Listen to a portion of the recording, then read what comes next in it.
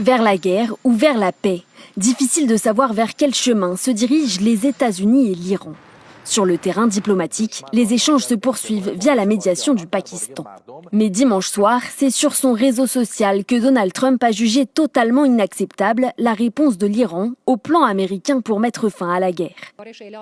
Quelques heures plus tôt, Téhéran a indiqué vouloir se concentrer dans un premier temps sur la fin de la guerre, en particulier au Liban, et sur la sécurisation de la navigation maritime.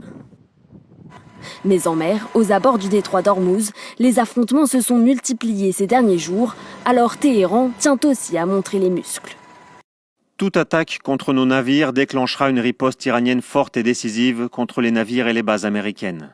De nombreuses inconnues subsistent sur les concessions que Téhéran serait prête à faire pour rouvrir le détroit, ainsi que sur la suspension de son programme nucléaire. C'est l'une des principales exigences de Washington, mais aussi d'Israël, qui, contrairement à son allié, considère que la guerre n'est pas terminée. Ce n'est pas fini, car il reste encore des matières nucléaires, de l'uranium enrichi, qui doivent être retirées d'Iran. Il reste des sites d'enrichissement à démanteler. Autant de questions toujours en suspens. Entre Washington et Téhéran, le va-et-vient de propositions se poursuit depuis plusieurs semaines, sans aboutir pour l'heure à un accord.